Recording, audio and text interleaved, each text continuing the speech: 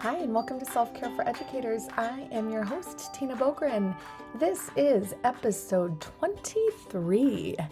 And this week's invitation is kind of a fun one. I heard someone mention this recently and that they do this. And I was like, oh, I'm going to try that.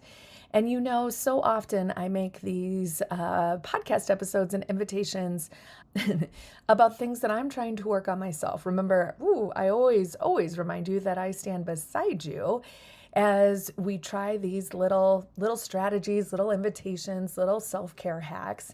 And so this is the one I'm going to try, and I'm going to offer it up to you. So it is the reverse to-do list.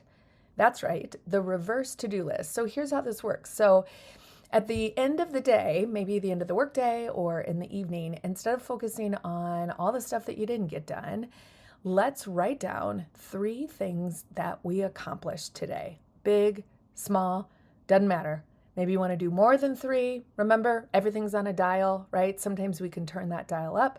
Sometimes we can turn that dial down. So maybe if you can't come up with 3 things, you just write 1 thing, or you just try this one day. But what I'm going to commit to is trying to do this every single day this week. I'm going to include the weekends for myself personally and see how that shifts my mindset. Here's what I'm hoping. I'm wondering if this will also help me get a better night's sleep. Oftentimes, what happens for me personally is if I'm lucky enough to fall asleep, I wake up, usually around 2 or 3 a.m., and my mind starts wandering to all the things that I need to get done. My anxiety starts to kick in, and I just start thinking of my to-do list. And so I am wondering if this little shift that I'm going to make is going to help me kind of reset my mind on thinking about what I actually got done rather than that rumination and stress over the things that didn't get done. And I'm planning to do this in my journal that, many of you know that I am a journaler. So maybe you're going to add this to your 1-second journal or your regular journal, or you just do it on a sticky note. Or maybe you open up a note in your phone and you just write it right there. Maybe you don't even write it down. Maybe you just think it at the end of the day. Maybe what you do to kind of close out the workday, some sort of ritual to put a bow on the day, like pausing to take a few deep breaths, maybe just sitting in silence for a minute, closing your eyes, and just think about, here are all the things that I accomplished today. Start with 3. As I said, you can do more, you can do less, but think personally, think professionally. They can be big, they can be small. I mean, it could go right on your list that you made your bed. I'm a big believer in making my bed the minute I get up in the morning so that I know no matter how the day goes, I have accomplished 1 thing. Big fan of that. Maybe you drank the stupid water. Maybe you are proud that you actually sat down and you ate lunch. Maybe you got things graded that you needed to get done. Maybe you made the parent phone call that you needed to make. No matter what it is, big, small, personal, professional, anything in between, I just want you to make a note of it.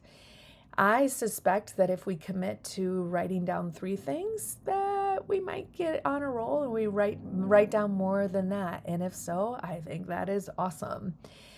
You might get to a place where you're going to be looking for unique things each day. So here's what I'm kind of predicting might happen.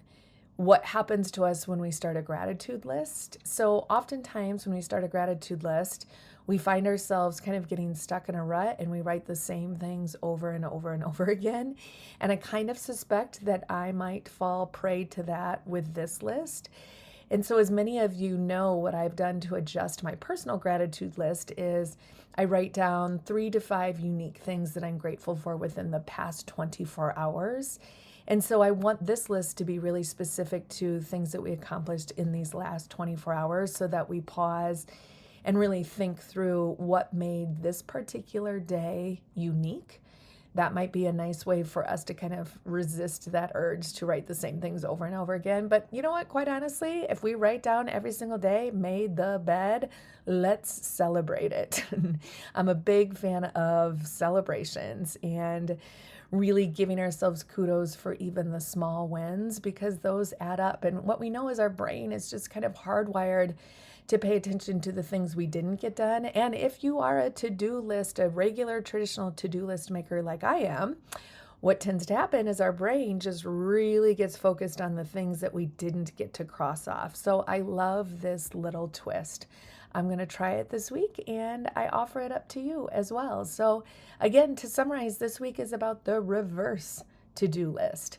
So what I want us to do is, at the end of the day, I want you to think about at least 3 things that you accomplished that day, and let's celebrate those, and let's see what it does. And if it works, let's keep going. And if it doesn't, we'll drop it and we'll try something new next week. As always, I'm cheering so hard for you. Big, huge thank you to Adrienne, to Marzano Resources, to Solution Tree, and to you, my Badass Self-Care Squad. Feel my hand on your back this week. Let's celebrate the things that we did get done.